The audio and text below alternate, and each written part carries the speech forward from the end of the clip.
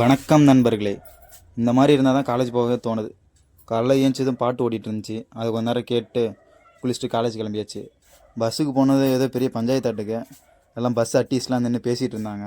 அதை கொஞ்ச நேரம் வேடிக்கை பார்த்துட்டு கிளாஸ்க்கு போனால் நம்ம இழந்தபல நண்பர் வந்து டெய்லியும் காலைல இதே தான் வேலை. காலுக்கு போனதும் ஃப்ரீ ஃபயர் விளாண்டுருக்காரு. சரி, அவர் இறங்கணுன்னு செத்துருவார். அதை கொஞ்ச நேரம் பார்த்து சிரிச்சுட்டு காலேஜில் சிம்போசியம் ஒர்க் போயிட்டுருக்கு. அதனால எல்லாம் எடிட்டிங்கில் இறங்கிட்டாங்க பசங்கள்லாம். அதெல்லாம் என்ன பண்ணுறாங்கன்னு பார்த்துட்டு கிளாஸ் கேர்ள்ஸ் டயக்ராம் வரைஞ்சிருந்தாங்க. அதை வாங்கி நான் வரைஞ்ச மாதிரி ஃபோட்டோ ஒன்று எடுத்துக்கிட்டு திரும்ப ரீல்ஸ் பார்த்துட்டு கம்முன்னு இல்லாமல் ரீல்ஸில் இந்த மாதிரி ஏதோ ஒன்று கட்டியிருந்தாங்க. நம்மளும் ட்ரை பண்ணால் அது வில்லங்கமாகி போச்சு. திரும்ப அது அவுக்க முடியல. கஷ்டப்பட்டு எப்படி அவுத்தாச்சு. அப்புறம் ஃபீஸ் கட்டலான்ட்டு போயிட்டு ஃபீஸ் கட்டிட்டு கிளாஸ்க்கு வந்து சாப்பிட்டு திரும்ப இறந்தபல நண்பர் கேண்டீன் கூப்பிட்டுருந்தாரு. சரின்ட்டு கேண்டீன் போனால் சும்மா இருப்போமா, வந்ததுக்கு ஜூஸ் வாங்கி கொடுத்தா தான் வருவேன்னே. அப்புறம் ஜூஸ் வாங்கி கொடுத்தாரு. ஜூஸ் குடிச்சிட்டு அந்த ஜூஸ் ஓப்பன் பண்ணுறத பாருங்களேன்.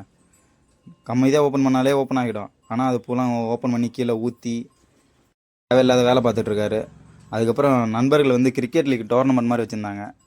இவனுக்கு பெட் கட்டி விளாண்டுட்டு இருந்தாங்க. அதை கொஞ்ச நேரம் வேடிக்கை பார்த்துட்டு, ஆனால் நண்பர் ஒருத்தர் தான் ஜெயிச்சிட்டே இருக்காரு, ஒருத்தர் தோத்துக்கிட்டே இருக்காரு. கேட்டால் நான் ஒரு காலத்தில் அதில் ப்ரோ பிளேயர் அப்படிங்கிறாரு.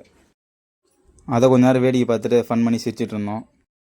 அதுக்கப்புறம் பஸ்ஸுக்கு வந்தால் நம்ம சக்தி ப்ரோ வந்து படுத்து ரீல்ஸ் பார்த்துட்டு இருந்தார்.